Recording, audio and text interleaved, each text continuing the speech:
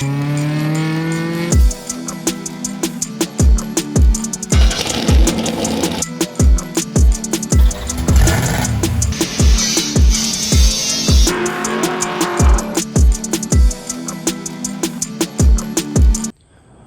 back to the videos, everyone.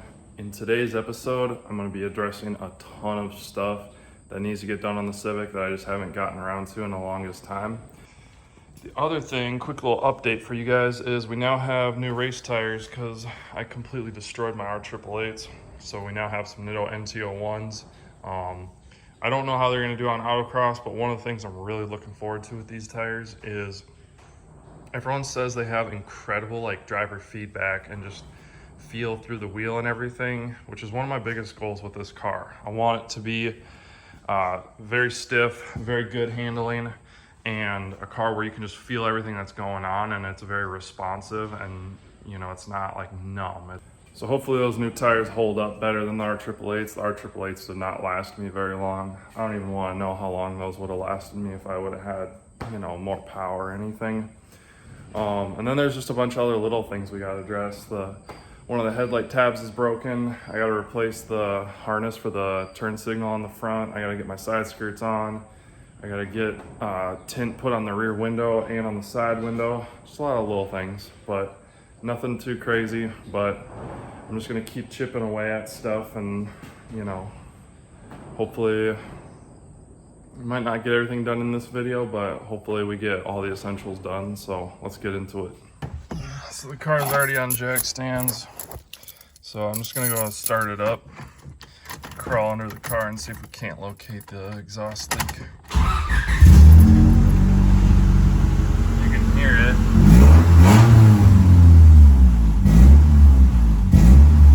Does not sound good. Trying to feel for if I can feel like wind, if I can feel air moving.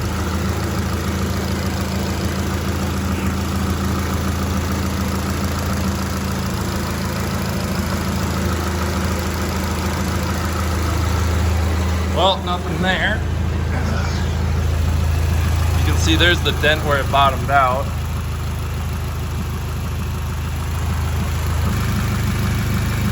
What I'm doing is I'm feeling for air movement.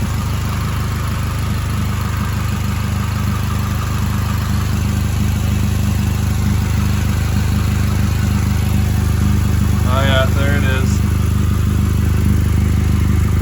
That's not the first time I've replaced one of these flex pipes because of a leak. All right, so it's actually not even the welds that hold the flex pipe, you know, to the rest of the exhaust. It's not the welds or nothing, it's the flex pipe itself. So I don't know if I bottomed the flex pipe out or anything. You guys saw the bash where I actually hit the tube itself. So I think what I'm gonna do, because the flex pipe needs to be replaced, I'm just gonna cut it out and put just another tube, a regular exhaust tube in its place, because this is the second flex pipe I've replaced in 2 years I've owned the car.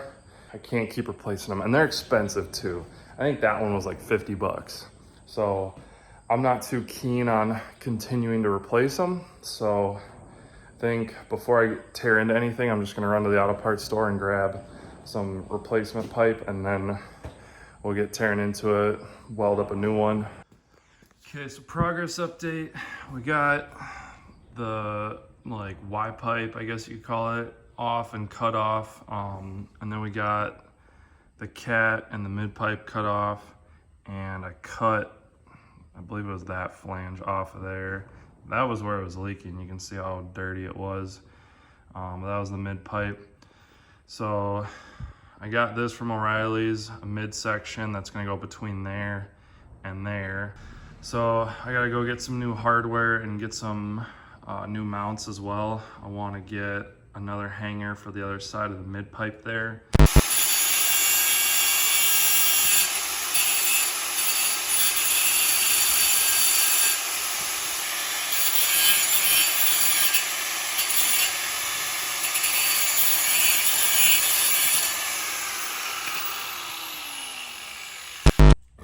All right, Alright, so it's the next day. After a lot of running around, I got all the proper gaskets and hardware that I need. And then there was a 3-bolt flange that I'm cutting out and replacing that was right by the flex joint. And I'm just using one of these ball and socket joints, which will be easier to take apart because there's only 2 bolts instead of 1 that I have to get to that's on top. And there's no gasket for these ball and socket joints, which will be a lot nicer. And the exhaust is going to be sitting a lot higher up in the vehicle now, which will be really nice because one of the problems is my exhaust was hanging super low, which I think is the reason why I got an exhaust leak. Because if you look at the flex joint here, you can see all the fibers on the threads were all busted up, and you can see where it's scraped somewhere on here and here. So that's not good, but it's not like the exhaust is dragging all the time, so the fact that it's leaking after like bottoming out once is not cool with me. So, and all these exhaust pipes fit into each other really nice. There's a lot of overlap, so welding them up is gonna be really easy. Once I have it tacked in place, I'll drop it out of the car, weld it up, and we should be good to go. Okay, so everything's like mocked up and everything, and we got the jack kind of holding the exhaust up higher so that way when I weld it, it'll kind of form in place tighter to the car.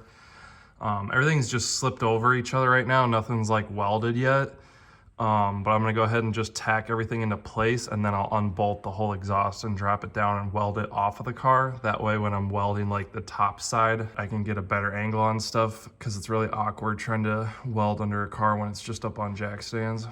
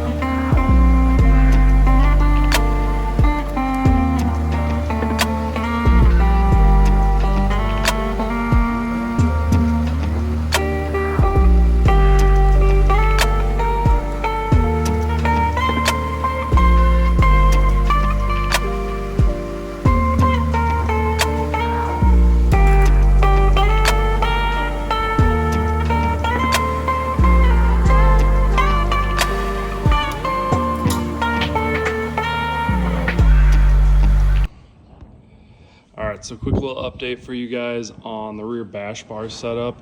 The factory bash bar got taken off shortly after I got the car because it was super rotted out.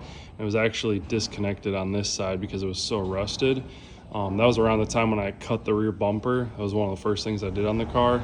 And normally the factory crash bar would just slide in these rear frame rails. But what I did was I just boxed them up, And then I just cut some 5 1/4 inch long frame horns and I welded them up. And then I've got another piece of tubing that exact same size, and I'll fish mouth each of these tubes, and then I'll have it run across, and then I'll build 2 little tabs on it because I've got some bumper pins that I'll use to kind of help hold the bumper up.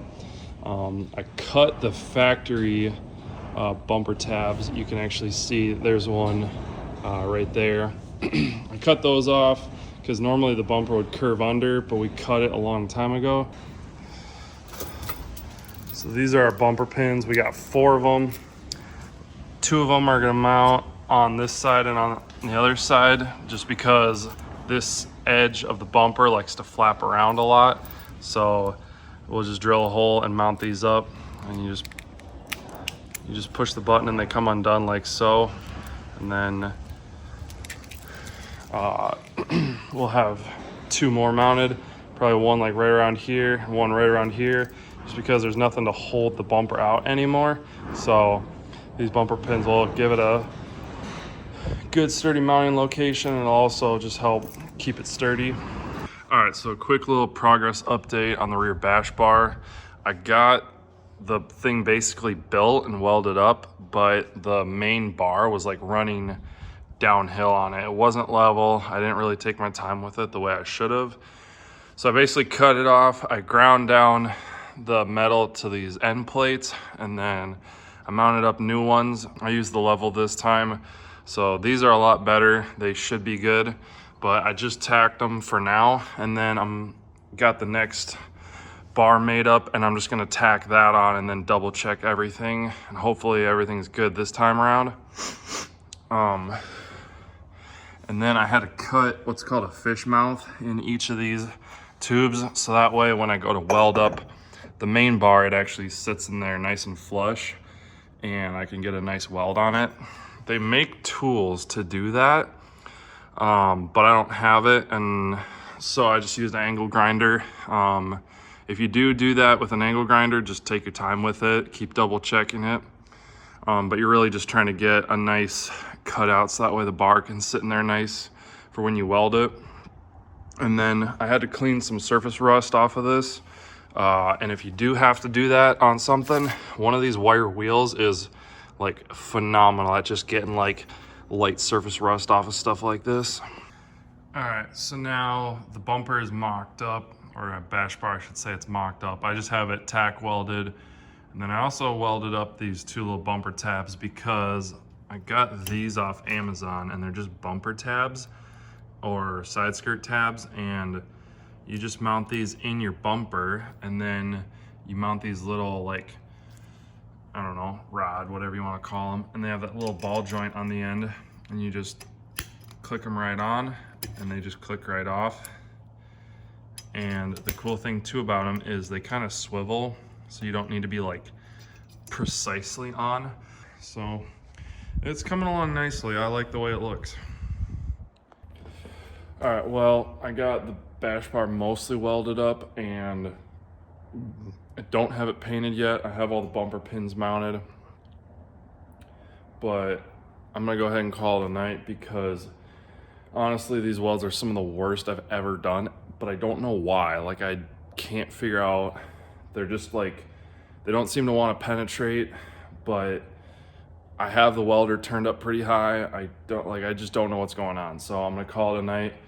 Someday I'm gonna grind down, like, meaning like next week, before I paint these, I'm gonna grind the welds down and try and like go over them and try and get some better welds. Maybe I just need to turn the welder up a little bit more. We'll see. All right, so basically this is what the final product looks like with the bumper back on. You can see there's some good bumper fitment with the crash bar. It fits up nice and close. I've got these bumper pins to mount it. However, these ones that I got off Amazon are absolute garbage because after driving it for like 2 weeks, they've already fallen apart. But at least I got something to support the bumper now. I got these over here, and before those, this whole side would just like flop around in the wind. And then I also drilled some holes to just kind of evacuate the air out of the back of the bumper, just kind of help with aerodynamics. So this is what the final product looks like. After finishing the welds, I just went over it with some anti-rust paint to help it to last longer. And then also, because I don't have something plugging the ends of the tubing, what I did was I just drilled some holes in the bottom of the tubing, and then I sprayed some Amsoil metal protector up in there, which is really just this like greasy, waxy stuff that you can spray on almost anything or in cavities to help it from rusting. So hopefully this should last a while and should help protect in the event of like an accident or anything, but it also is going to help a lot with just supporting the bumper. So yeah, that's basically it for this video.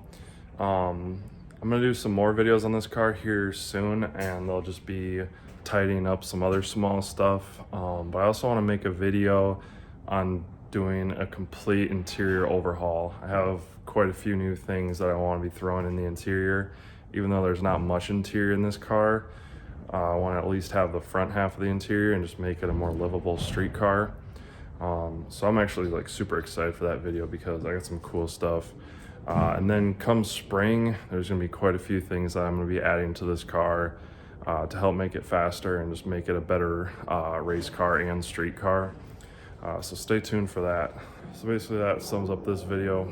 So thank you guys for watching.